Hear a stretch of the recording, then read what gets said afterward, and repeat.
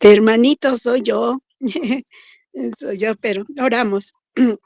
Bendito Padre celestial, Señor Dios todopoderoso. Queremos agradecerte, Dios de los cielos, por tu amor, por tu misericordia, porque tú nos has permitido, Padre, estar con vida y mejorada, Señor. En tus manos estamos y ponemos todo este estudio, Señor, que sea de gran bendición, como siempre lo ha sido, y que podamos, Dios de los cielos, estar, Señor, aprendiendo para saber y aprender a amarte cada día más. Bendice a nuestro hermano que dirige este estudio. Gracias por ello, Padre, en el nombre de Cristo Jesús. Amén. Amén.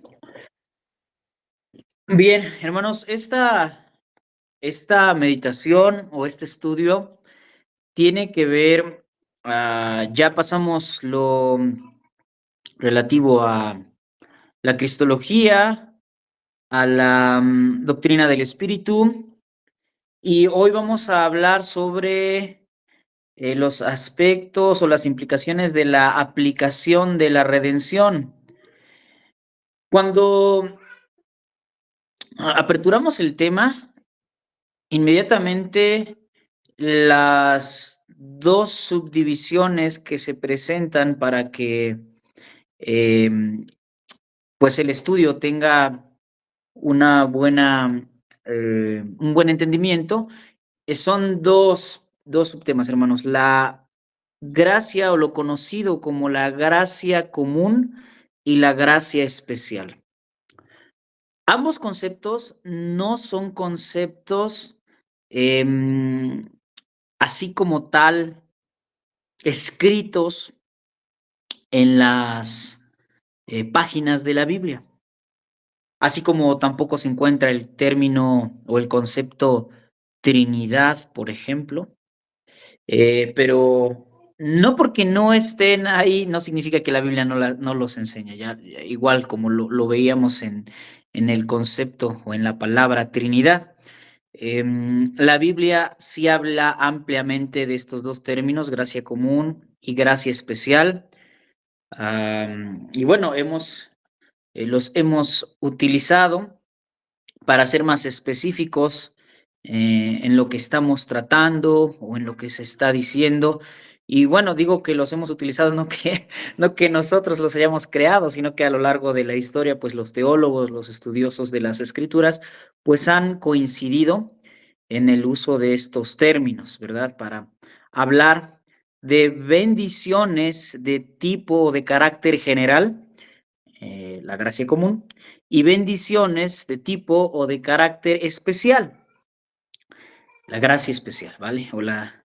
Sí, la gracia salvífica. Hermanos, quisiera comenzar, bueno, aunque ya di algunas pinceladas de lo que cada término significa, ¿quién recuerda qué es la gracia común, hermanos? Alguien que pudiera participar y decirnos qué entiende, qué ha entendido por gracia común. Adelante, hermanos, adelante, por favor.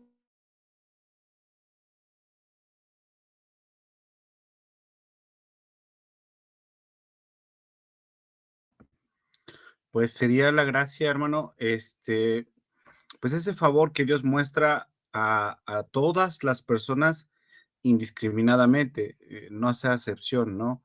Su misericordia, su bondad, su amor, extendida a toda la raza humana. Así es, muy bien. Gracias, hermano Natán. Pues no podría yo mejorar su definición, hermano.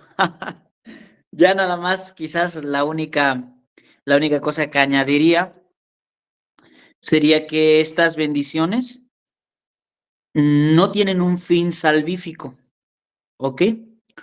Sí, son bendiciones no merecidas que recaen sobre todo tipo de personas. Tenemos que recordar, hermanos, siempre tenemos que recordar esto, que después de la caída, todos y cada uno de los seres humanos que que vienen después de Adán, obviamente seres humanos conscientes de lo bueno y lo malo, ¿verdad? Todos ellos han quedado eternamente separados de Dios. Esa es la enseñanza clara y obvia relativa a el pecado entrando en la humanidad y las consecuencias del mismo, ¿no? Todos han quedado alejados de experimentar las cosas buenas de Dios y también en una condición expuesta a vivir la eternidad en el infierno, ¿verdad? Esa es la verdad bíblica. ¿Merecedores de qué, hermanos? ¿De qué? Pues solamente de recibir la ira divina todo el tiempo, en su experiencia aquí en la vida y en la experiencia de la eternidad.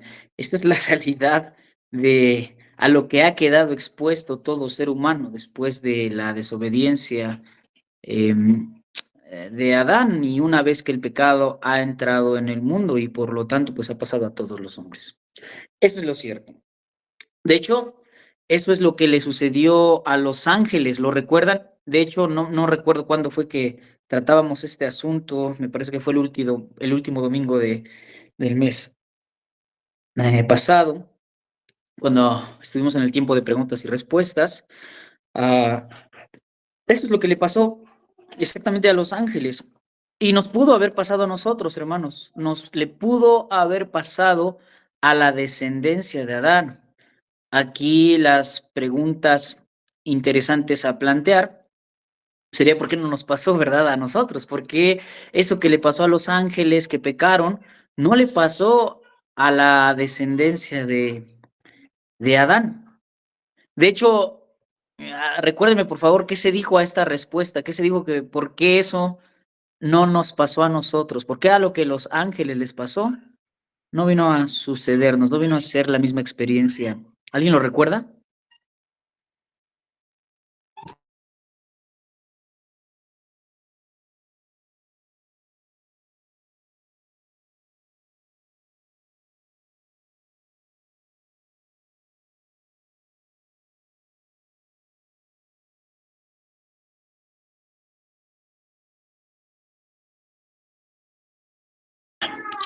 No nos acordamos. Ya ni modo, ahorita lo vamos a ver. En una ocasión, de hecho, ustedes pueden ver este panel de preguntas y respuestas hace ya años atrás. Estaban en una conferencia varios teólogos, entre ellos estaba un teólogo llamado R.C. Sproul, y le llegó una pregunta. A lo mejor ustedes ya vieron este panel de preguntas y respuestas, y en esta pregunta le decían a Sproul, le preguntaban que por qué el castigo de Dios había sido tan severo a Adán y a su descendencia, ¿no? Sproul comienza respondiendo de una manera bastante tranquila. Se ve que en ese momento él está maquillando muy bien su indignación y comienza diciendo, bueno, lo que vemos en la Biblia, ¿no? Severo, el castigo fue severo. Bueno, realmente la pena de muerte no llegó en el momento exacto en el que Adán y Eva pecan, sino que ellos vivieron años y años y años y la vida de ellos se aplazó, llegó la muerte, claro, pero durante ese tiempo que ellos vivieron, de hecho, inmediatamente fueron vestidos, Dios echó a andar su providencia. Yo no dudo que hayan vivido en lo relativo a Adán y a Eva vidas dignas, placenteras, en cierto sentido. Y de repente Sproul se molesta, ¿no? Y dice, ¿y que Dios fue severo? ¿No? O sea, Dios fue hasta en ese aspecto, hermanos, en ese punto fue misericordioso. Realmente, de la misma forma, una vez que un pecador comienza a hacer uso con toda voluntad y conciencia del pecado, pues la paga del pecado es la muerte. Cada uno de nosotros debiera haber muerto desde el momento en el que entró el uso de la plena conciencia. Y a pesar de esto, pues hicimos lo malo, ¿no? Sin embargo, en lugar de que hayamos muerto, ¿qué pasó desde entonces, hermanos, con usted? ¿Qué pasó conmigo? ¿Qué pasó con todo ser humano? ¿Qué pasó con Adán? ¿Qué pasó con Eva? Bueno, pues Dios desde entonces nos ha dado bendiciones. Le ha dado a pecadores que merecen la muerte bendiciones. Ujú. ¿Cómo es esto posible? ¿Cómo es posible que esto suceda? Bueno, la enseñanza de la gracia común nos da la respuesta. Y en definición, hermanos, la gracia común tiene que ver con el ejercicio que Dios hace al otorgar a todo tipo de personas bendiciones innumerables y enfatizo, estas bendiciones no tienen nada que ver con fines salvíficos, ¿ok? Es decir, los resultados de estas bendiciones no producen salvación. ¿Se entiende? Si vamos avanzando bien hasta aquí. Levanten su mano si dicen que sí o algo así. O si no, pues significa que hay dudas todavía, ¿no? Vale, bueno, ya está dicho de más que cuando hablamos de gracia común y de gracia especial, no estamos hablando de dos tipos de gracia en sí, sino dos formas de la manifestación de la gracia de Dios, ¿ok?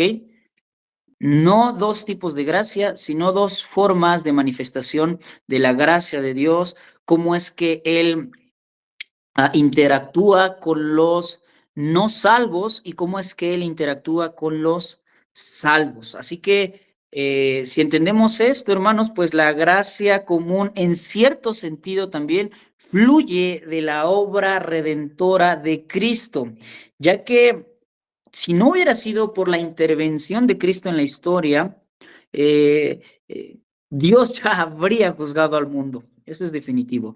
Pero ahí está Cristo en su sacrificio, ahí está Cristo en la cruz muriendo por siendo el Salvador, como dice ahí, de todos los hombres, mayormente de los que creen, ¿ok? En este sentido, el sacrificio de Cristo trajo ciertas bendiciones a la humanidad y a la historia de la humanidad.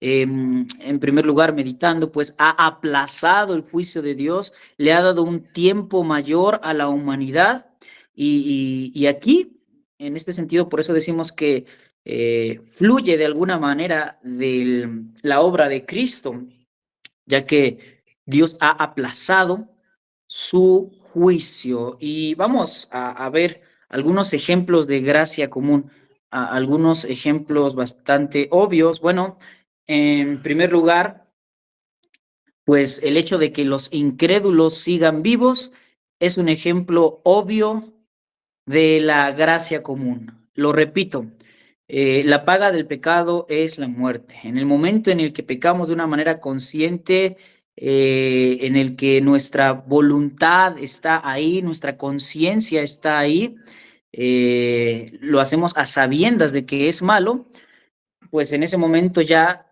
mereceríamos el castigo eterno. Todos los incrédulos han hecho esto, todos los hombres han hecho esto, y sin embargo, siguen viviendo, siguen respirando.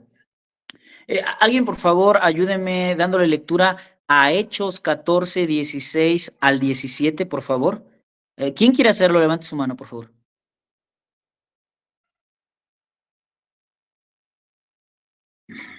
Me parece que quiere hacerlo nuestra hermanita Alma, ¿verdad?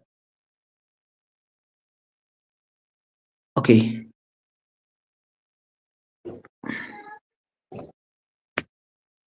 Y bueno, usted puede ahí en casa también abrir la escritura y leerla. Permítame, hermano, lo busco, porque creo que mi manita se quedó levantada desde hace rato. Ok, bájela porque se va a cansar, hermana. Luego duele aquí como que el hombro, algo así. Dice así: en las edades pasadas, Él ha dejado a todas las gentes andar en sus propios caminos, si bien no se dejó a sí mismo sin testimonio haciendo bien, dándonos lluvias del cielo y tiempos fructíferos, llenando de sustento y de alegría nuestros corazones. El mundo, pese a que, o la vida, mejor dicho, pese que es una vida que ha recibido las consecuencias o la maldición del pecado, no deja de ser por ello una vida agradable para todo tipo de persona, puede ser una vida placentera. Y bueno, en Hechos se nos muestra, en este texto que acabamos de leer, se nos muestra ello.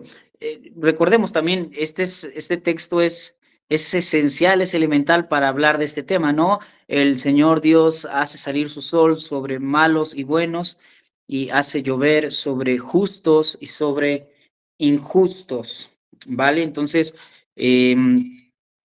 ahorita hablaremos de una manera más específica de este tipo de bendiciones. En segundo lugar, la manifestación de la gracia común o el ejemplo de la gracia común, pues también se manifiesta en la intelectualidad, en el ejercicio del razonamiento, del pensamiento de todos los hombres. O sea, pese a que la actividad de Satanás radica principalmente en ocultar la verdad, promover la mentira, y bueno, dado que él es padre de mentira, el mundo no está entregado totalmente a la irracionalidad y a la mentira. Claro que esta se puede mirar en cierto grado, hermanos, pero si somos veraces, pues no podríamos decir que el mundo en su totalidad está entregado plenamente a la mentira o a la irracionalidad. No, de hecho, eh, ¿recuerdan lo que dice Juan 1:9? Habla relativo a la luz verdadera que alumbra a todo hombre. Y bueno, ¿en qué aspecto la luz verdadera alumbra a todo hombre? Bueno, en primer lugar, todo hombre tiene cierta idea de Dios, ¿no? Ya lo sabemos, ¿no? Esa frase que a veces nos es, bueno, o que es conocida, eh, todos somos teólogos, todos tenemos una idea respecto a Dios, ¿no? El conocimiento que Dios le permite al ser humano nos concede muchas cosas. Es conocimiento usado para los avances científicos. Estos en su mayoría pues son muy beneficiosos. El hecho es que la gracia común se deja ver al mirar que los hombres todavía tienen esa tendencia hacia el conocimiento, hacia la verdad, hacia el uso de la razón y, y bueno, todas estas cosas, ¿no? Otro ejemplo que tiene que ver con la gracia común es en la moral de las sociedades. En este sentido, Dios trabaja restringiendo el mal de las personas, o sea, haciendo que el mal del corazón del hombre no llegue a manifestarse o no llegue a ser lo que pudiera ser, ¿no? Y Dios lo restringe primeramente y primariamente con la conciencia, ¿vale? Romanos 2:14 al 15. ¿Alguien pudiera leerlo? ¿Pudiera levantar su mano quien nos pueda ayudar con este texto?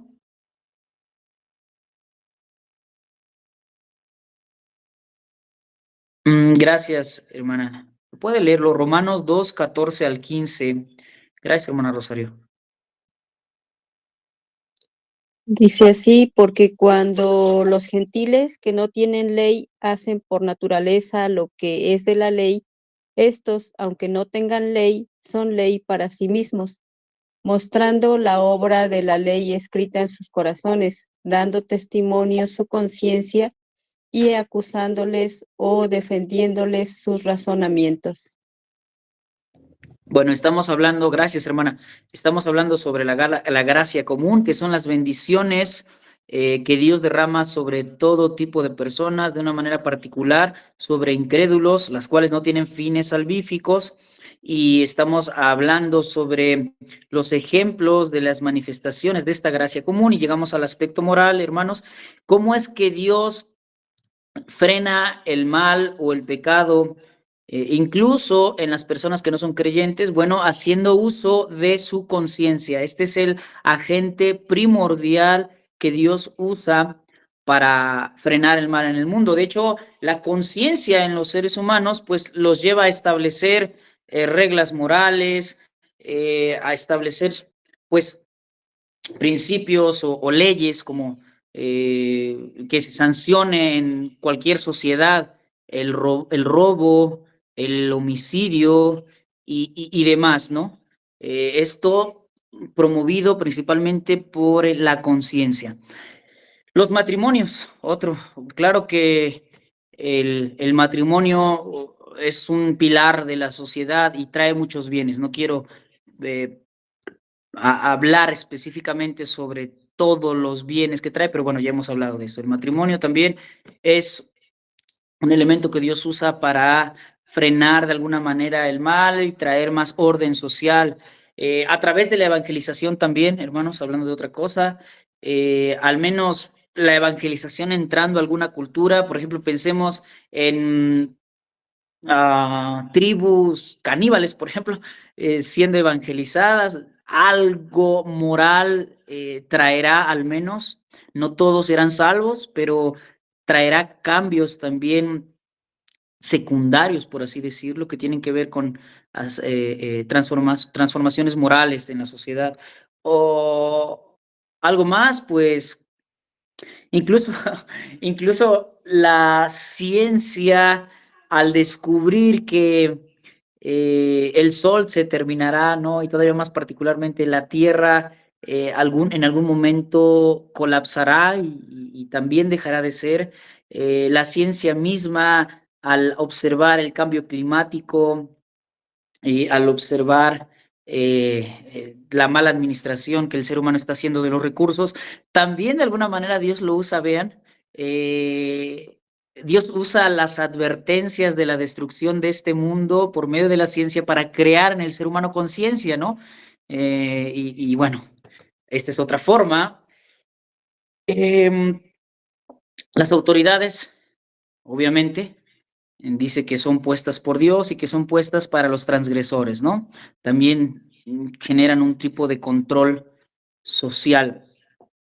Ahí está, hermanos, en lo moral, cómo es que la gracia común sigue beneficiando a las sociedades paganas, incluso, no creyentes.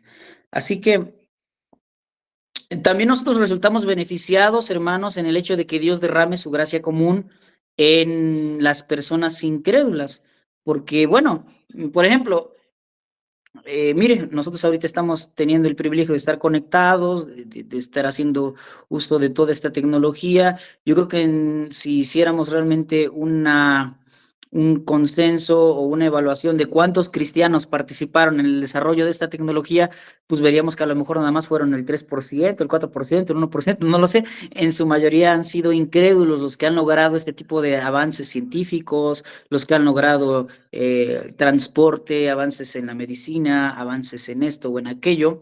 Y vean, nosotros mismos somos beneficiados con la gracia que Dios ha derramado sobre ellos. Y de hecho, a veces Dios derrama mayor gracia de este tipo o de esta manifestación, mejor dicho, en los incrédulos, porque a veces los incrédulos resultan ser más capaces en ciertos aspectos, sí me doy a entender, más entregados, con mayores disposiciones científicas, y todo lo demás, ¿no? Y bueno, nosotros también llegamos a ser beneficiados por ello, la iglesia llega a ser beneficiada por ello, pero en contraparte o en contrarrespuesta, también ellos llegan a ser beneficiados de la gracia especial que Dios derrama sobre nosotros. ¿En qué sentido? Bueno, al mirar los ejemplos de vida, por ejemplo, en nuestro grupo ahí de la iglesia, yo me doy cuenta que a veces, no sé ustedes o me dirán si estoy en lo correcto, pero a veces las peticiones de oración tienen que ver más con personas que son conocidos nuestros, que no son, ni siquiera son creyentes, que con hermanos o peticiones por hermanos de la misma iglesia, ¿no? Ahora, yo no estoy diciendo que esté mal esto, solo es un ejemplo. Ellos son bendecidos también con nuestras oraciones, ¿no? Eso es maravilloso. También son bendecidos al mirar las acciones de misericordia que la iglesia hace por ellos. Así que tanto nosotros somos bendecidos por la gracia que Dios derrama sobre ellos, como ellos son bendecidos por la gracia que Dios derrama sobre nosotros y todavía más. O sea, han existido hombres a lo largo de la historia que han recibido el evangelio, que se han convertido y a través de su trabajo, obviamente todo esto, hermanos, sabemos que por la gracia de Dios, promovido por la gracia de Dios principalmente, pero bueno, a través de su trabajo, a través de su valor, a través de su entrega, pues han logrado influenciar a culturas, a imperios, a reinos, a ciudades, a reyes y sociedades enteras han recibido beneficio de la vida de una persona o de varias personas que pues son creyentes, ¿no? Pero bueno, otra vez, solo para enfatizar, estas bendiciones derramadas sobre, o principalmente sobre los inconversos, son bendiciones que no generan la fe salvífica, no generan el arrepentimiento, no producen la regeneración, no cambian la disposición del corazón hacia el pecado, no purifican la naturaleza caída del ser humano. Puede ser en algunos de los casos una preparación para lograr una mayor disposición ante la exposición, al ser expuestos al evangelio, mejor dicho, puede lograrlo, sin embargo, no tiene fines salvíficos. ¿Por qué? Entonces, ¿por qué Dios da estas bendiciones a los que no las merecen? Bueno, Dios es un Dios de gracia, ¿verdad? Y expresa su gracia para con todos, para con todas sus criaturas, su misericordia, sus bondades. Él muestra su carácter en formas variadas para con todos los hombres. Y en primer lugar, podríamos decir que la primera razón es para redimir a los que serán salvos. O sea, Dios permitió que el mundo siguiera después de que el pecado entrara en el mundo, que la historia continuara, para que a lo largo de todas las edades pudieran ser reunidos el grupo de hijos suyos. Y bueno, el hecho de que la historia continúe, pues implica la provisión para todos los aspectos de la vida, hermanos. Dos, para mostrar su bondad y su misericordia. Ahí está este precioso salmo, el Salmo 145. Alguien ayúdeme a leerlo, por favor. ¿Quién quiere hacerlo? Salmo 145, 9. Gracias, hermano. Salmo 145, 9.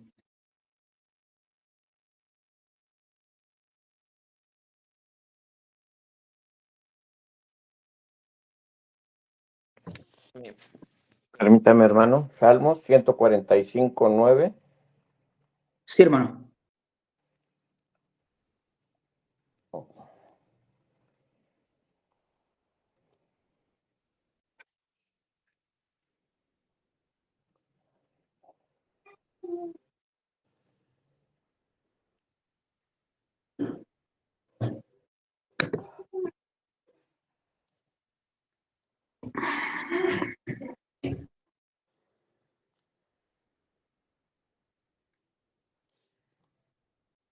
Dice así la palabra: bueno es el Señor para con todos y sus misericordias sobre todas sus obras.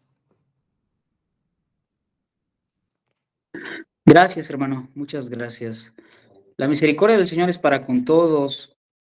Ahora, otra razón por la que Dios da estas bendiciones a los que no las merecen, para que su justicia sea más clara al momento de juzgar al mundo. ¿Ok?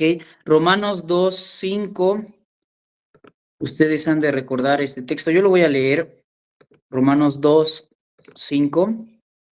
Dice, pero por tu dureza y por tu corazón no arrepentido, atesoras para ti mismo ira para el día de la ira y de la revelación del justo juicio de Dios.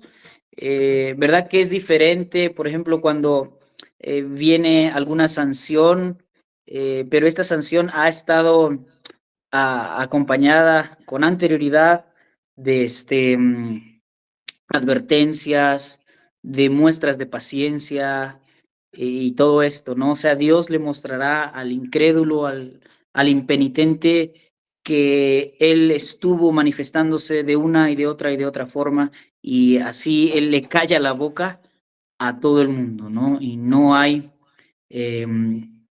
no tendría que haber por qué decir que Dios sería injusto al aplicar esta severa sanción, ¿verdad? Bueno, mejor dicho, esta sanción. Ok, otra razón es para demostrar la gloria de Dios. O sea, la imagen de Dios en el ser humano no se ha borrado del todo, y esta moral, esta creatividad en el ser humano, la vida digna que puede llegar a tener, y todas estas realidades, pues también proyectan algo real, algunas verdades sobre quién es Dios, sobre su carácter. En conclusión, hermanos, pues la gracia común no significa que los receptores de estas bendiciones serán salvos, ¿ok? También, hermanos, esto debería considerar, ¿no? O mejor dicho, alentarnos a pensar entonces cuáles son las bendiciones de carácter especial, ¿no? Porque a veces nosotros andamos radicalmente en busca de las bendiciones de la gracia común, y pensamos que estas son las únicas bendiciones de Dios para nosotros, ¿no? Pensamos que tienen que ver con que, pues, Dios nos dé otro tipo de estilo de vida, con que Dios nos haya concedido tener una casa o 2 casas o 3 casas, ¿no? O esto se lo da Él a los incrédulos, hermanos. Dios le da trabajo a los incrédulos, les da buenos puestos, les da buena vida, les da salud. Y sí me doy a entender, hermanos, o sea, todas estas cosas que implican el tener una buena vida, Dios se la da a quien Él quiere y lo reparte como Él quiere. Y yo no estoy diciendo que Dios no pueda dárnoslo a nosotros, pero para nosotros tiene bendiciones muy especiales, y ahorita lo vamos a ver. Así que la gracia común no significa que los receptores de estas bendiciones serán salvos. También esta enseñanza, esta doctrina debería animarnos a pensar mejor sobre las obras de los incrédulos. No pensar que esas obras los justificarán, ni que hacen que la ira de Dios se apacigüe sobre ellos, o que hacen que de alguna manera Dios esté más agradado con ellos, ¿no? Pero sí tendría que hacernos pensar que las cosas que ellos hacen no deben ser definidas como totalmente malas. Algo bueno hay en lo que los incrédulos hacen, y esto por ser criaturas hechas a la imagen de Dios. Y bueno, y en tercer lugar, esta doctrina definitivamente nos estimula a ser más agradecidos, hermanos, al voltear a mirar el orden social, las autoridades, cuando realmente pues están buscando la protección de los individuos, cuando vamos por ahí, quizás viajando en algún avión, quizás viajando en algún autobús cómodo frente a un precioso paisaje, viendo familias, matrimonios tomados de la mano, que van con sus hijos de compras o que están haciendo esto, aquello, ¿sí me entienden? O al mirar quizás lo increíble de algún hospital, los avances, la nobleza de los doctores. Todo esto tiene que ver con la gracia común, hermanos, y definitivamente debería estimularnos a ser más agradecidos con Dios y a decirle que por todas partes realmente Él nos ha rodeado, nos ha acercado de sus bendiciones. Algunas aportaciones, hermanos, algunas preguntas, escucho.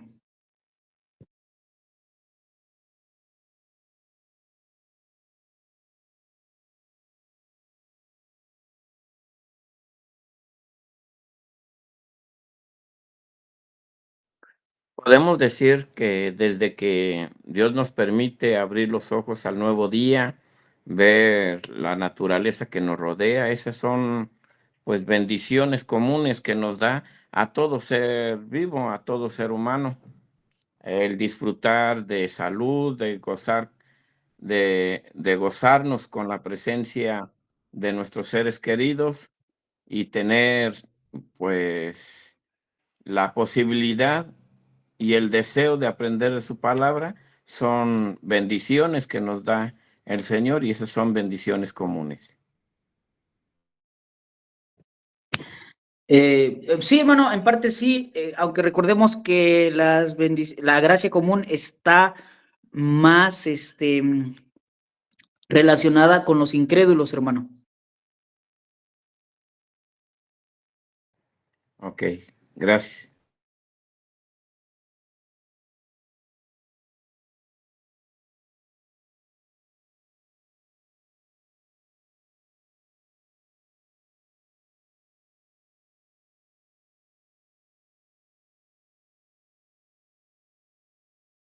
¿Alguien más, hermanos? ¿Alguna pregunta? ¿Alguna aportación?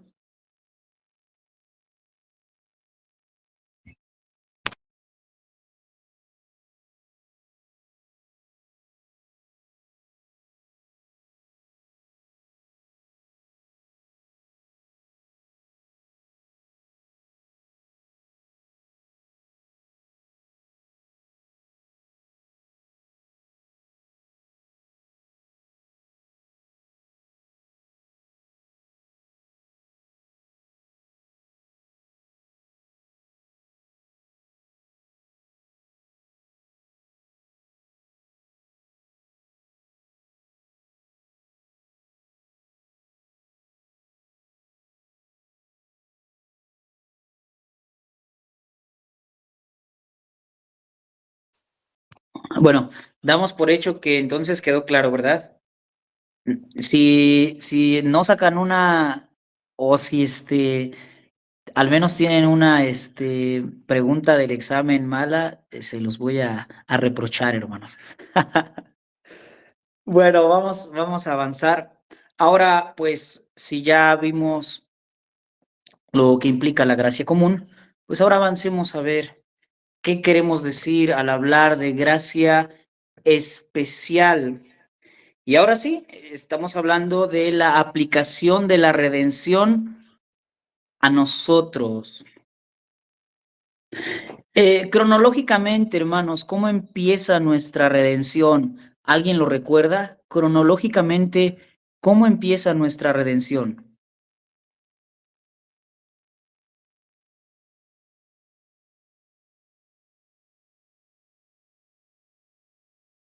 Adelante, hermanita.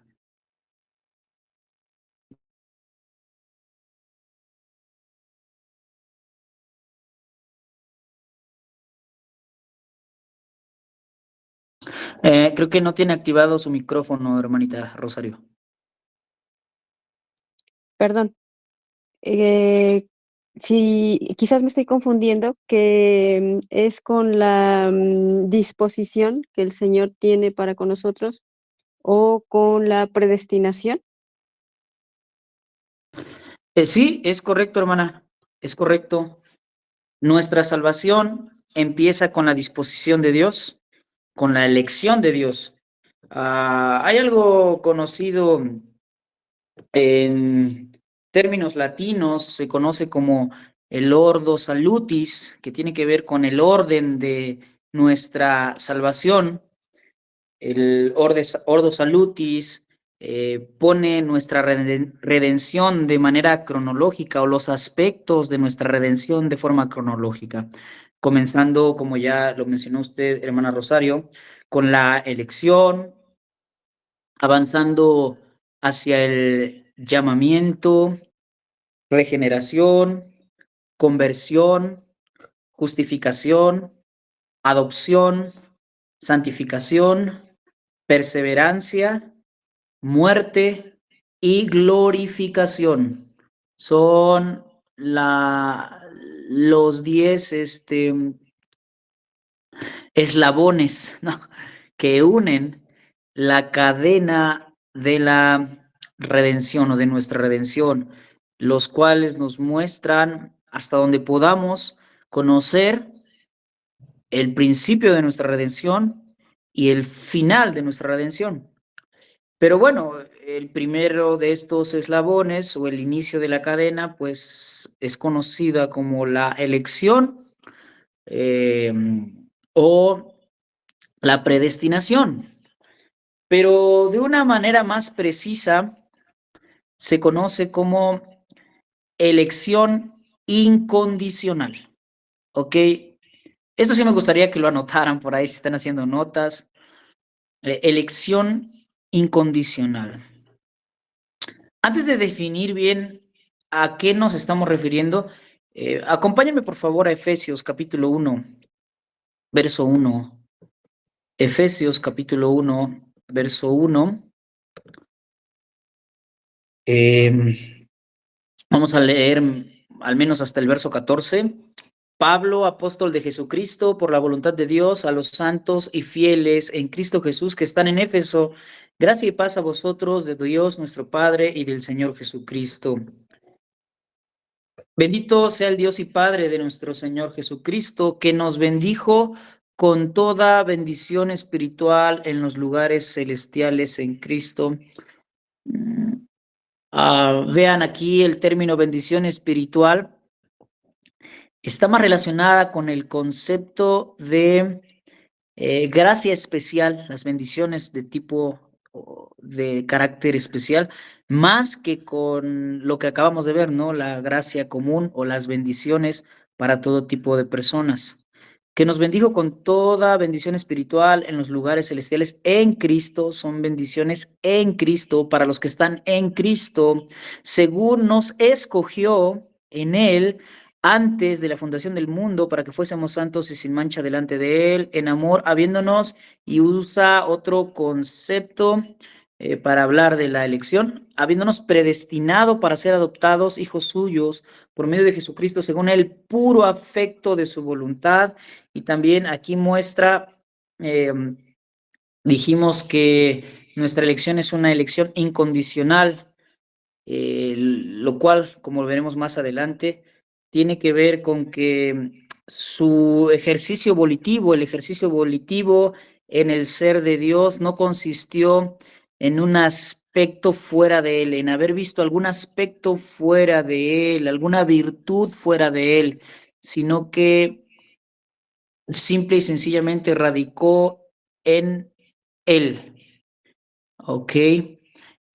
Por el puro afecto de su voluntad para alabanza de la gloria de su gracia. Definitivamente la elección está estrechamente ligada con la doctrina de la gracia, con la cual nos hizo aceptos en el amado, en quien tenemos redención por su sangre, el perdón de pecados, según las riquezas de su gracia, que hizo sobreabundar para con nosotros en toda sabiduría e inteligencia, dándonos a conocer el misterio. Este misterio esta verdad que no se había proclamado de una manera tan obvia como la proclama Pablo, aunque tenemos bastantes flachazos de luz en el Antiguo Testamento, ¿no? Pero hasta donde podemos ahora, podemos conocerla, hasta donde nos lo ha revelado, mejor dicho, perdón, hermanos.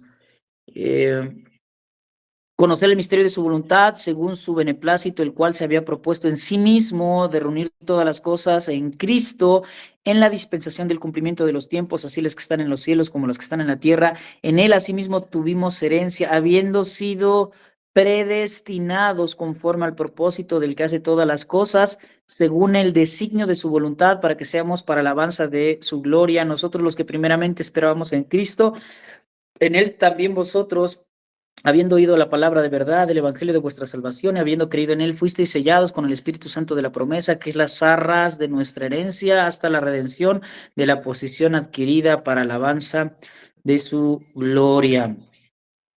Ahora, ¿qué significa elección incondicional? No que no haya condiciones para ser salvos, porque ustedes coincidirán conmigo y con el llamamiento del Evangelio en que hay condiciones para ser salvos, ¿verdad? ¿Quién coincide con esto? Díganme qué condiciones hay para ser salvos. ¿O no hay condiciones? Adelante, hermanita.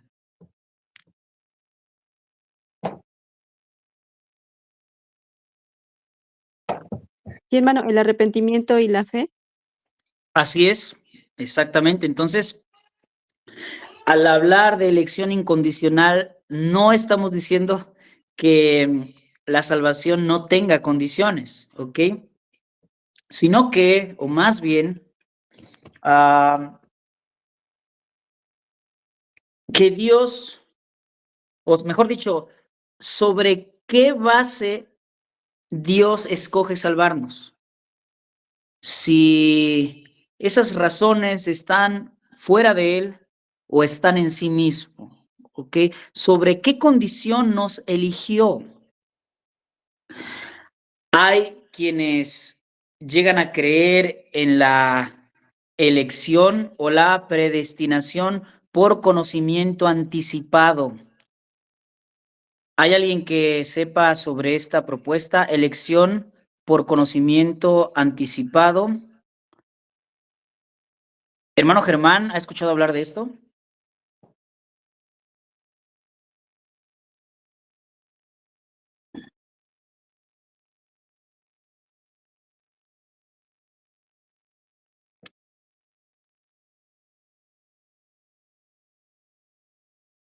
Creo que descubrimos que el hermano Germán nada más entró y no está por ahí. Vamos a ver, voy a elegir a alguien más.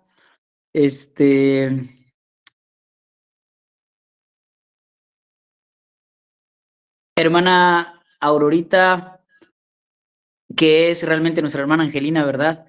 ¿Ha escuchado usted sobre la elección por conocimiento anticipado? Pues de la palabra de Dios, el conocimiento, pues no, hermano, yo creo que primero conocemos y después podemos comprender el llamado de nuestro Dios. Y pues, de hecho, pues el Señor sabe que a quién va a elegir, ¿no? Pero pues el ser humano no lo podemos entender hasta que el Señor abre nuestro entendimiento a través de su Santo Espíritu. Así lo comprendo, hermano. Gracias, hermanita. Creo que por ahí el hermano Natán ha escuchado hablar algo al respecto. Me parece, hermano, que es es la manera de pensar de que Dios ya conoce, o sea, no es el ser humano, sino es Dios ya anticipadamente, obviamente, conoce la respuesta de algunas personas que ya han de tomar en cuenta el mensaje de salvación y de redención. Sí, así es, algo así. La tesis o la doctrina propone que Dios, bajo la base de que Él sabe que algunos creerán, que algunos aceptarán el evangelio, en base a eso los ha escogido, ¿ok? Porque Él sabe anticipadamente desde la eternidad pasada que ellos responderán con un sí al llamado de arrepentimiento y fe, y en efecto, por eso Él los escoge. Esa es la propuesta, ¿no? Esa no es elección incondicional, porque esto al final de cuentas pone como el principal actor de la eficacia de la salvación al ser humano. ¿Sí me doy a entender? Entonces, la idea es que la salvación incondicional es un acto de Dios en la eternidad mediante el cual Él elige a personas o a pecadores para ser salvados eficazmente, no en base a sus méritos, sino en base únicamente al deseo soberano. ¿Sí me doy a entender? Hermana Mónica, sí me voy dando a entender. ¿Podría explicar esto que acabo de decir con otras palabras? A ver cómo nos lo podría decir.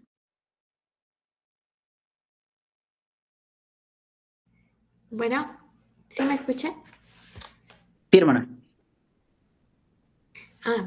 Bueno, entiendo que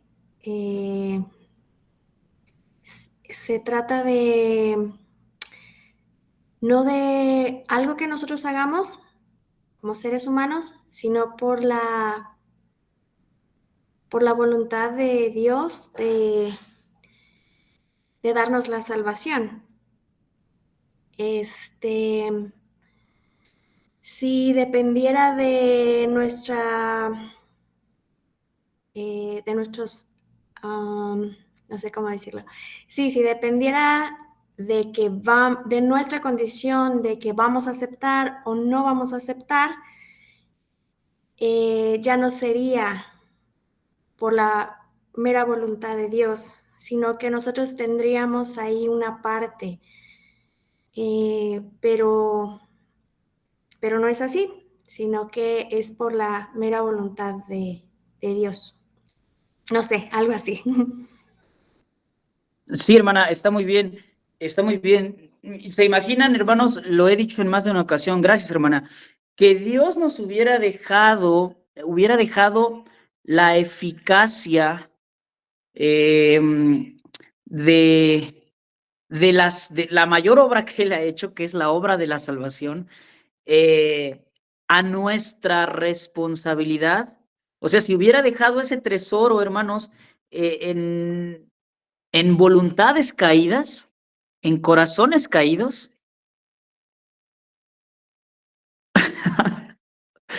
¿qué se imaginan? Es como si de repente un grupo extraordinario de, no lo sé, de visionarios, ¿cómo se podría decir? Estos expertos o genios del marketing, ¿no?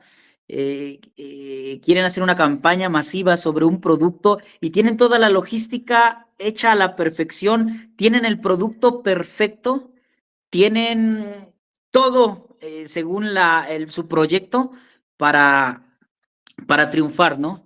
Pero le dejan este megaproyecto, el proyecto mejor creado, más ambicioso, se lo dejan a un grupo de niños de 4 años. ¿Creen que surta efecto? A pesar de que sea algo maravilloso, pues no, ¿verdad? Lo mismo podríamos pensar sobre Dios y la eficacia de su salvación. Bueno, la doctrina de la elección realmente está por todas las partes de la Biblia. Tenemos, por ejemplo, ahí en Romanos 11:7, se nos habla de que Dios eligió a Israel y no a otras naciones, no por algo inherente a Israel, o alguna pureza mayor que poseyera mayor a las otras naciones, alguna cuestión moral mejor que las otras naciones, no, por el puro afecto de su voluntad. Y después leemos también ahí en Romanos, de hecho, ahorita vamos para allá, Romanos 9, del 10 en adelante, él escoge a Jacob y decide no escoger a Esaú. Y al referirse a nosotros, allí en 2 de Timoteo 1:9, acompáñenme ahí, 2 de Timoteo 1:9,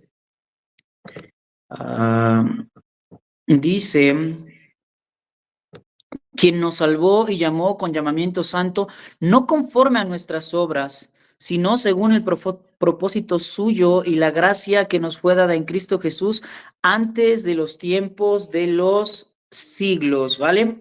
Y bueno, vamos a concluir, hermanos, tratando de manera muy específica este asunto tenso de la elección, porque no para pocos este tema representa cierta tensión, y el asunto se halla principalmente en cómo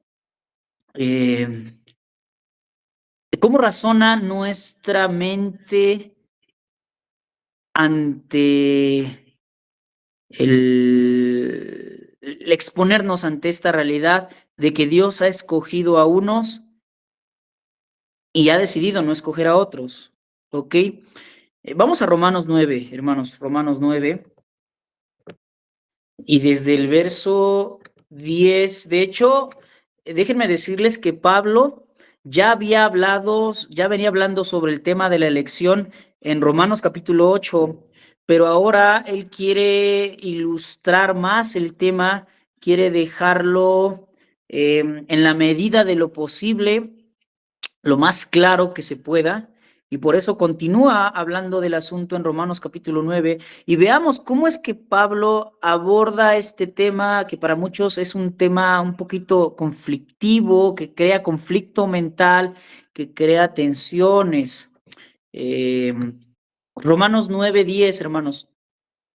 Y no solo esto, sino también cuando Rebeca concibió de uno, de Isaac, nuestro padre, pues no habían aún nacido, ni habían hecho aún ni bien ni mal, para que el propósito de Dios conforme a la elección permaneciese, no por las obras, sino por el que llama, no por algo moral en alguno de ellos, no porque alguno de ellos hubiera sido encontrado más brillante, más puro, con inclinaciones más religiosas, no, simplemente dice para que el propósito de la elección permaneciere conforme al que llama.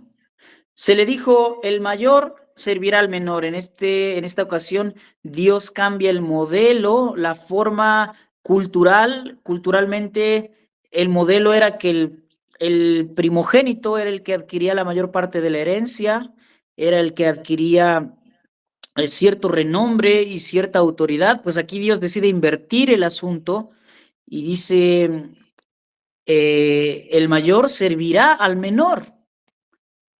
Como está escrito, a Jacob amé, mas a Esaú aborrecí. Ahora, hermanos, ¿qué es lo primero que se presenta en nuestro corazón? Y aquí sí me gustaría que opinen, hermanos, no me dejen solo. ¿Qué es lo primero que surge en nuestro corazón y en nuestra mente cuando pensamos en que cómo es posible que Dios escoja a unos y no escoja a otros? ¿Qué es la primera idea relativa a Dios que viene a nuestra mente, hermanos?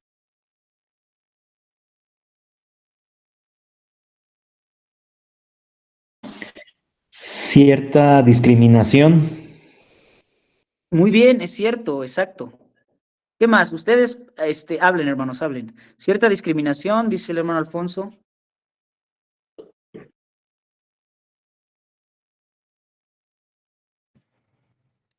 Por ser inmerecedores de su gracia.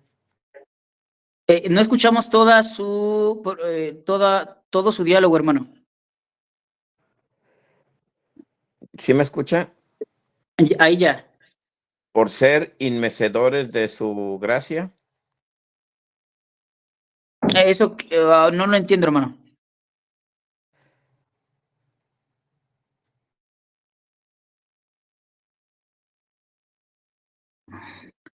Hermana Erika.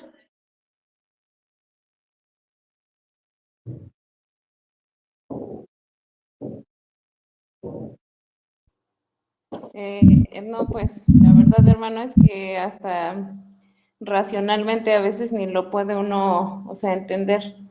No puede uno realmente alcanzar a comprender cuán grande es el amor de Dios, porque pues habiendo muchísima gente en este mundo, ¿verdad? El Señor se fija, bueno, yo al menos pienso en mi testimonio personal, y pues todo el tiempo de mi vida, hasta antes de conocerlo, ni siquiera sabía si el Señor existía.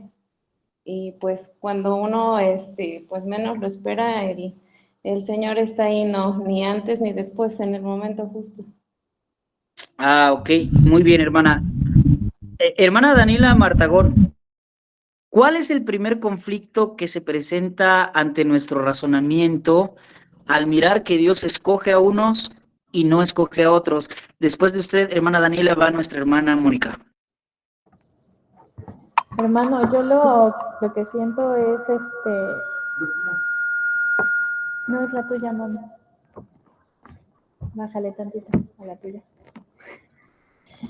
Yo lo que siento, hermano, es que a Dios a unos sí quiere y a otros no. Es mi percepción en cuanto a eso, que el amor sí es para unos y para otros no. Esa es mi percepción de su elección. Ok, hermana, ok. Muchas gracias, hermana. Hermana Mónica.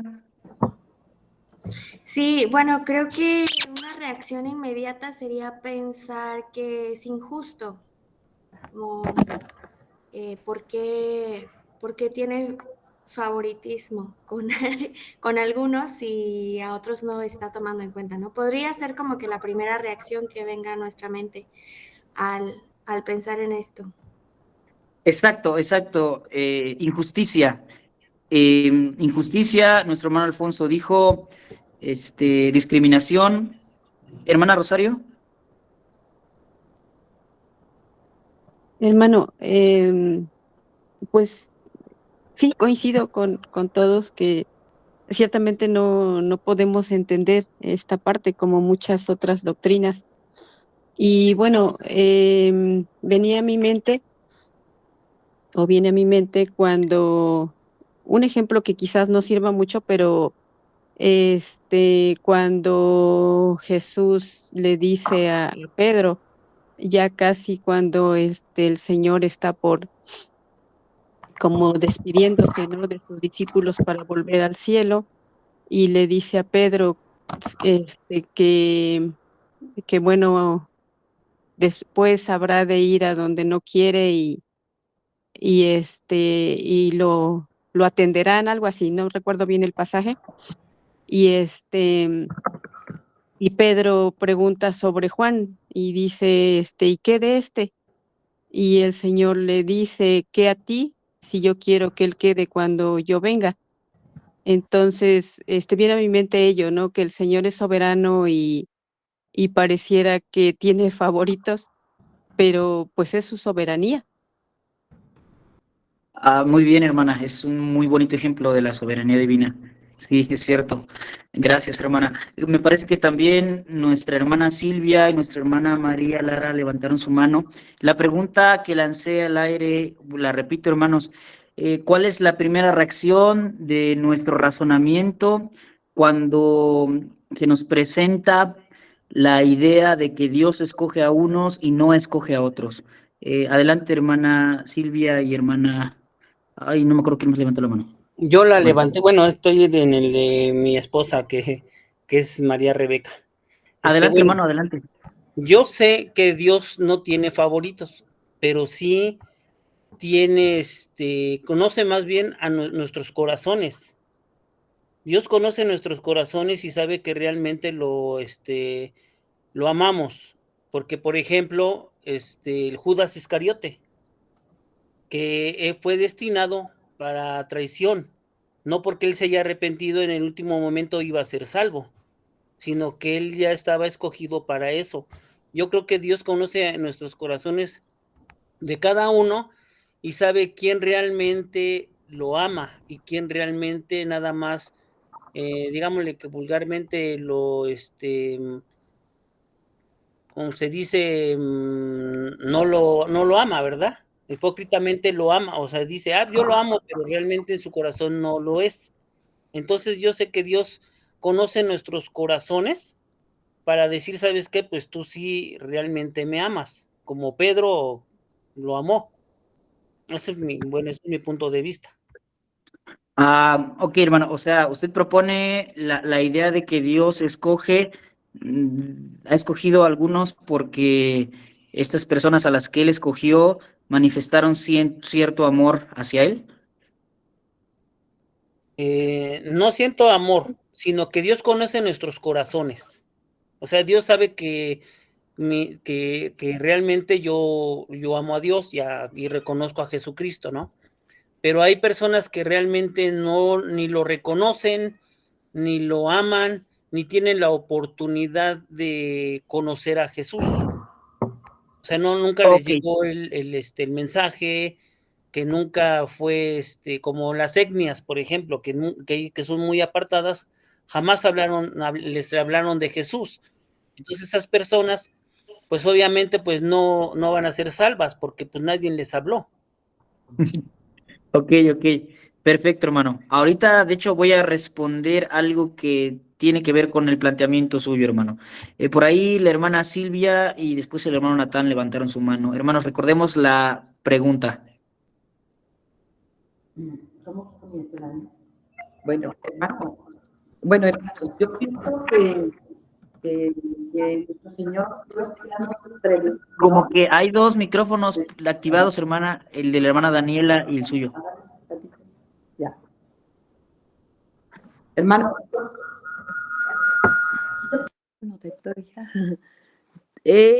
Yo siento que el Señor ya nos predestinó desde antes de la fundación del mundo, o sea, dentro de su soberanía, pues nosotros fuimos escogidos y es algo maravilloso, es algo incomprensible, es algo que pues para mí es lo más grande y poderoso que ha pasado en mi vida. Porque imagínense, tan solo yo lo veo en mi familia, somos 12 y yo soy la única que conozco del Señor. Entonces yo siento que ya estamos dentro de los planes de Dios, dentro de su soberanía y que Él nos predestinó desde antes de la fundación del mundo. Bueno, es lo que yo pienso. Ok, hermana. Gracias. Concluimos con el hermano Natán y vamos a continuar. ¿Sale, hermanos? Pues sí, porque dice, ¿por qué? Ay. Sí, yo creo que sí tendríamos que haber dejado claro que es una premisa hipotética lo que usted está comentando. Por eso, ¿cuál es nuestra primera reacción a esta premisa que es una hipótesis acerca de lo que nosotros pudiéramos considerar que es la predestinación, ¿no? Y yo me imagino que ahorita nos va a contestar realmente de dónde proviene, ¿no? Que es la providencia del Señor, ¿no? No está usando su presciencia para poder hacer esa elección. ¿Me equivoco, hermano? No, sí está en lo correcto, hermano. Bueno, la pregunta es, la pregunta es así, otra vez. ¿Cuál es la primera reacción de nuestro razonamiento al tener enfrente la propuesta de que Dios escoge a unos y no a otros? Estábamos, hermanos, en Romanos, capítulo 9, verso 14, ¿sí se acuerdan?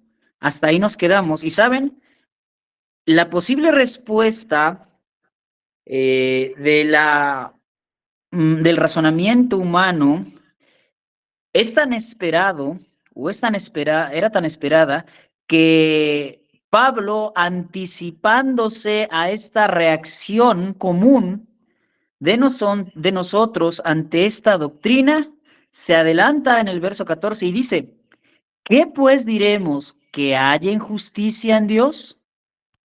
O sea, Pablo sabe que la primera forma de tratar el asunto en nuestras mentes, a veces caídas o un poco carentes, faltas de una comprensión de la justicia de Dios, de la pecaminosidad humana, la primera forma de interpretar este asunto es No, no puede ser. Es que no puede ser que Dios escoja a unos y no escoja a otros, porque entonces es injusto. Sería Dios injusto. Sería, como lo dijo nuestro hermano Alfonso, ¿cómo dijo, hermano? Lo es la palabra, discriminatorio, ¿no? Y Pablo sabe que esta es la primera reacción y se anticipa. ¿Qué pues diremos? ¿Que hay injusticia en Dios? Y la respuesta, hermanos, es contundente. En ninguna manera. En ninguna manera. ¿Se entiende? No hay injusticia en Dios. En ninguna manera. Ahora, ¿cómo podemos ayudarle a nuestro razonamiento, a nuestro entendimiento, para hacerse uno con la doctrina bíblica de la elección? Bueno, les voy a dar un tip. Todo va a comenzar con una convicción plena relativa a lo que merece la humanidad, a la sanción que tiene encima la humanidad debido a su pecado. O sea, si usted está plenamente convencido de que como seres humanos pecaminosos no merecemos nada más que la condenación, usted está a un paso más cerca de entender la doctrina de la elección, ¿ok? Levante su mano, ¿quién cree plenamente que el ser humano merece solo y nada más la condenación? Levante su mano. Y quien no crea eso, por favor, explíquenoslo, nos gustaría mucho escucharlo.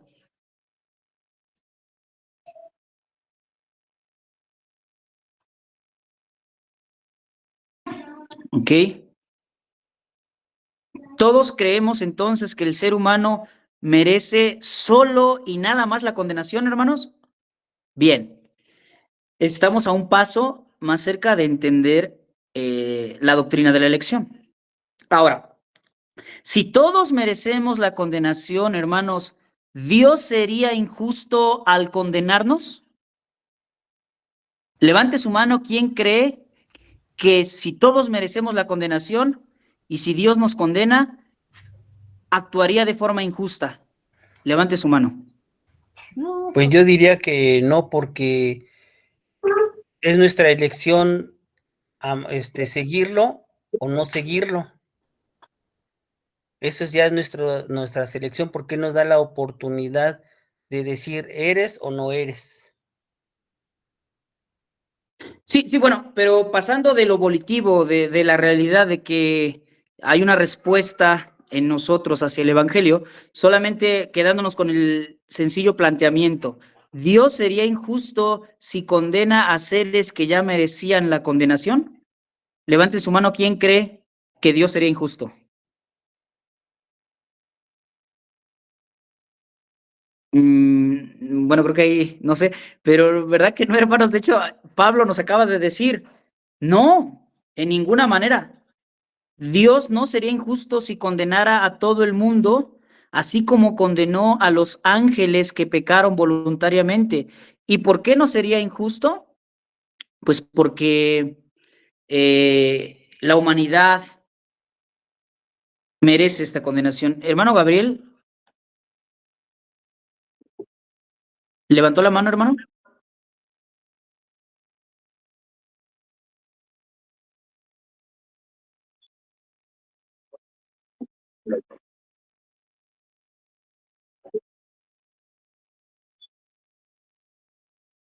Ok, gracias, hermano. Exacto, exacto. Ahora, sigamos considerando esto, hermanos. Sigamos en este razonamiento. A ver, si el mundo entero está bajo condenación y el mundo entero fuera castigado o recibiera la sanción digna de su pecado, Dios sería justo, ¿verdad? Levante su mano, ¿quién lo cree? Ya lo dijimos hace un momento. Ahora, vean, en el día del juicio, hermanos, en el día del juicio habrán muchas personas que recibirán esta sanción, con los que Dios será justo, ¿ok? Y habrán así como lo dice Cristo, muchos van por el camino ancho y espacioso, así como lo dice Cristo, que en aquel día el Señor reunirá a todas las naciones y va a dividir a los unos de los otros, y habrá un grupo que recibirá no justicia, sino gracia. ¿Están de acuerdo conmigo? Levante su mano. Ok. Un grupo que recibió gracia y un grupo que recibió justicia. Y como lo planteaba un teólogo, ¿quién recibió injusticia? Nadie, ¿verdad? Nadie. Así que es Dios injusto al decidir, mostrar gracia para algunos que de por sí ya iban a perdición y a otros dejarlos en su estado y para ellos darles justicia. ¿Es Dios injusto al hacer este ejercicio? No, para nada. No sé, o espero, hermanos, que con ello nos quede claro, un poquito más claro, el inicio de nuestra salvación, por pura elección, por pura predestinación.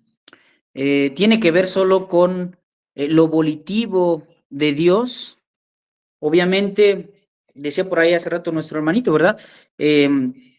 Claro que hoy podríamos decir que Dios conoce nuestro corazón ahora que hemos sido regenerados, que hemos recibido el don de la fe, porque si no hubiéramos recibido el don de la fe, pues no habríamos podido hacer una respuesta o lograr una respuesta positiva al llamado del Evangelio, ¿verdad?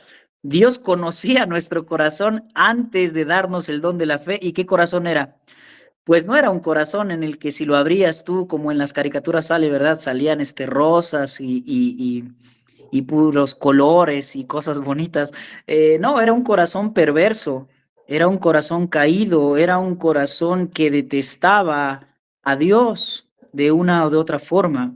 Así que esta preciosa doctrina nos hace más que alabar la gracia de Dios, adorarlo a Él y a decir, si usted me preguntara, como hace rato nos decía nuestra hermanita Silvia, pero ¿por qué, Luis? A ver, explícame más allá todavía.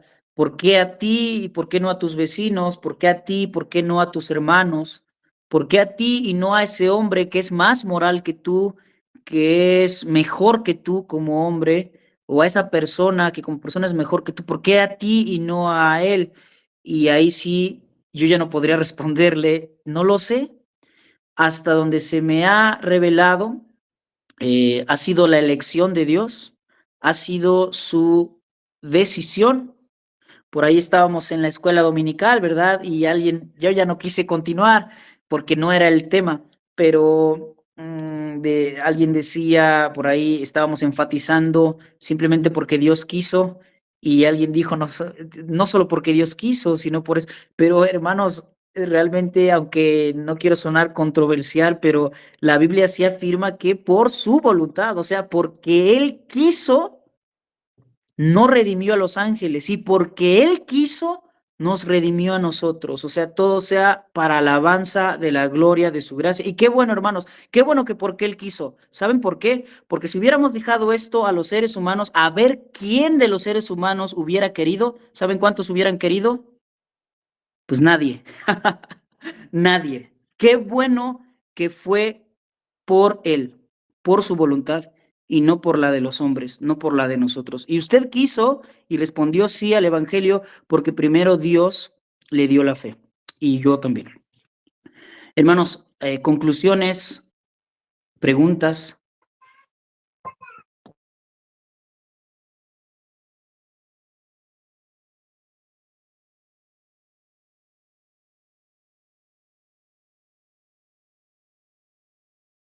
Adelante, hermano Natán.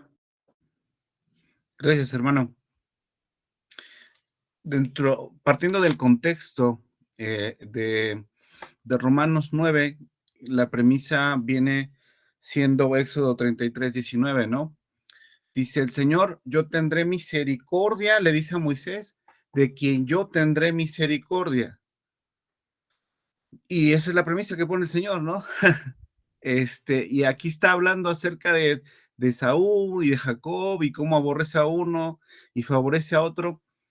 Viene a mi mente un pasaje en la vida de Spurgeon, donde una hermanita pues le pregunta, hermano, no puedo entender por qué Dios dijo que aborrecía a Esaú y no puedo con eso.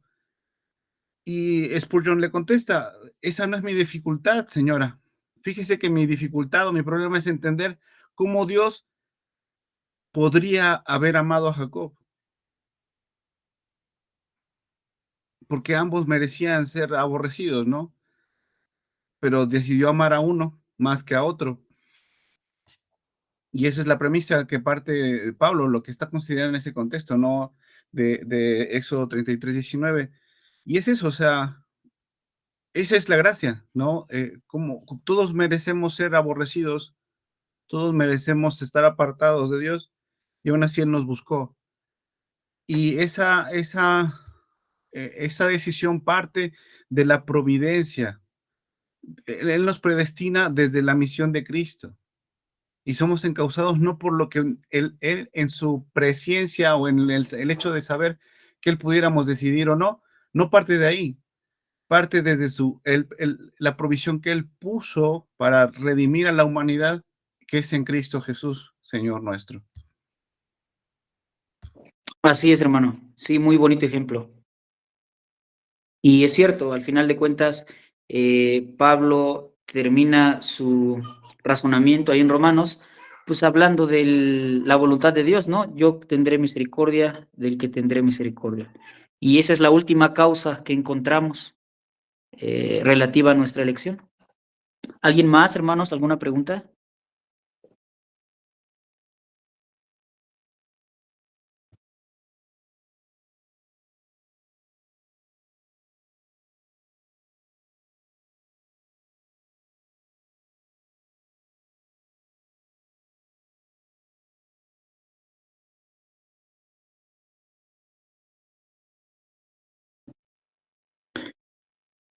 Adelante, hermana Erika. Hermano, una pregunta. Entonces, digamos que nosotros, por ejemplo, cuando oramos por la salvación de alguien, en realidad, bueno, digamos que no estamos haciendo, o sea, no, digamos, esas oraciones no determinan que el Señor elija a alguien, sino, o sea, el Señor ya tiene predeterminados a quienes van a ser salvos. Esa es una muy buena pregunta, hermana, muy, muy, muy práctica, muy aplicable. No, de hecho, Dios ha estipulado medios para que estas personas elegidas lleguen a la salvación, hermana. Hermanos, Dios no traerá a estas personas a la salvación sin haber utilizado el Evangelio. El Evangelio tiene que ser expuesto, tiene que ser predicado, y recordamos que en la experiencia de evangelización de las personas, pues oramos por ellas, oramos para que Dios abra sus corazones, oramos para que Dios pues les haga receptivos a su palabra, para que Dios nos abra puertas también para llegar hasta los elegidos, hacia el pueblo que Dios tiene destinado para salvación. De hecho, la doctrina de la elección, lejos de decirnos, bueno, pues ya hay un pueblo elegido, pues ya no hay que evangelizar, pues ya no hay que orar tanto por ellos, ya de todos modos Dios los va a elegir y los va a salvar, y como la salvación Dios la ha hecho eficaz desde antes de la salvación del mundo, es decir, los elegidos serán porque serán salvos, ¿no? De manera eficaz. Pues no hacemos nada. No, hermanos, de hecho es un aliento. ¿Saben por qué? Porque no.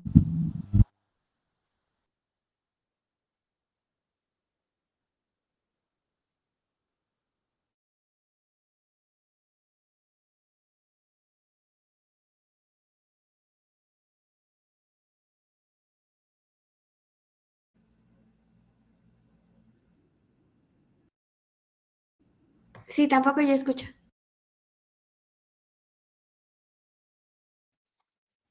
Se le acabó el aire al hermano.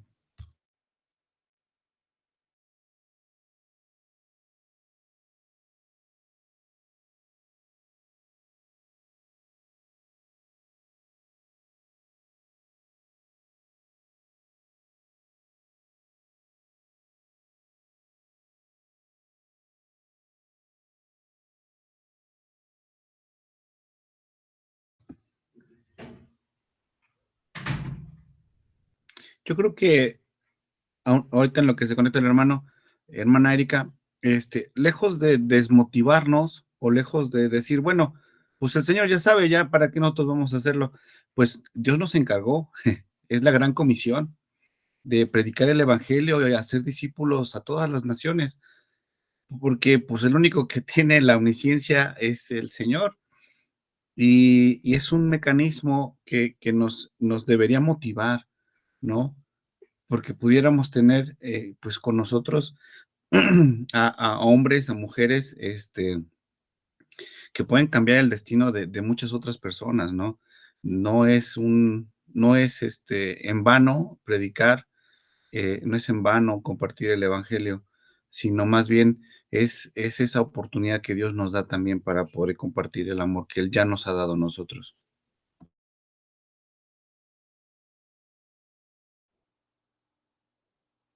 Sí, sí, así es, hermano Natán. Bueno, mi duda surge porque, pues como la mayoría de ustedes saben, toda mi familia es inconversa, ¿no? Y a pesar de que ya, son muchos años que el Señor me ha permitido conocerle, pues nadie de mi familia ha querido escucharnos. Sin embargo, pues yo sigo orando por ellos y siempre le pido al Señor que pues sus nombres puedan estar escritos en el libro de la vida. Entonces, ahorita con lo que escuchaba, bueno, humanamente, ¿verdad? Siempre piensas que son las personas a las que amas aquí en este mundo y pues cuando tú conoces la gracia salvadora del Señor, pues quieres, ¿no? Que también tus seres queridos la conozcan. Entonces, por ello es que preguntaba, bueno, me surgió esta duda.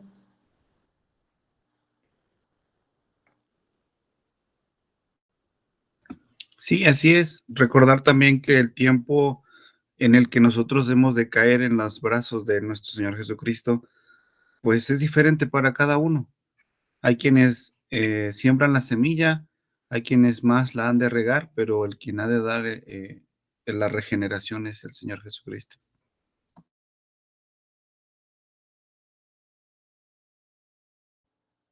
Así es, sí. Pues gracias a Dios por los que ya pudimos conocerle.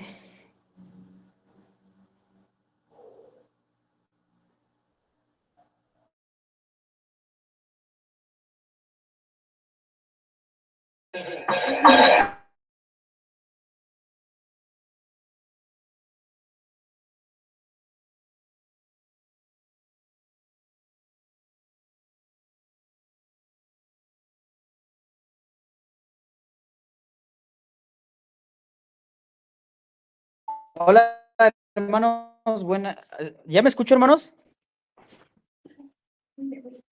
Hermanos, es que se fue aquí en Zaragoza y se cortó. Ok, bien, ya, gracias por seguir ahí. No me acuerdo dónde iba, hermanos.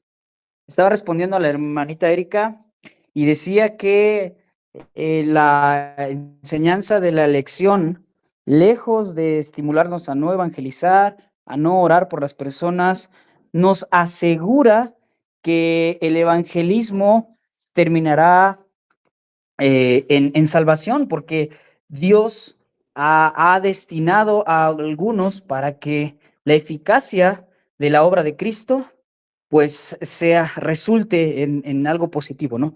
Entonces, bueno, lejos de estimularnos como lo hace, por ejemplo, el hipercalvinismo, a no hacer nada, a no hacer trabajo de evangelismo, a no orar, pues nos recuerda que Dios usa estos medios o estos recursos para que sus elegidos pues lleguen a su conocimiento. Sí, hermano. No, hermana, no sé si respondí a su pregunta. Sí, hermano, no, sí, sí respondió a mi pregunta. De hecho, también el hermano Natán me dio algunas aportaciones y bueno, sí, hermano, sí queda resuelta mi pregunta. De repente me confundí, pero, o sea, sí, sino cuál sería la función del evangelio. Claro, claro, hermana. Bueno, si no hay alguna otra pregunta, hermanos, alguna otra aportación, le dejaría yo el espacio a nuestro hermano Benjamín.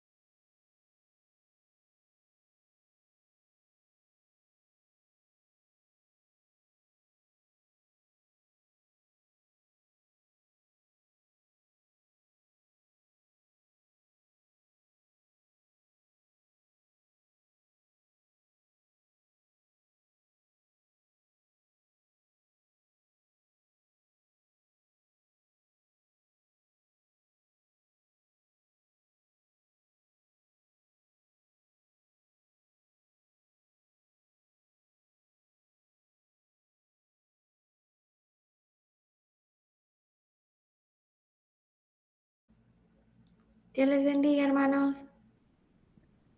Bendiciones, hermanos. Bonita noche. Nos vemos, primero Dios, en 8 días. Bendiciones, hermanos. Que descansen. Bendiciones, hermanos. Adiós, hermanita. Saludos hasta Martínez. Hasta luego, hermano. Gusto en verle. Bye, bendiciones.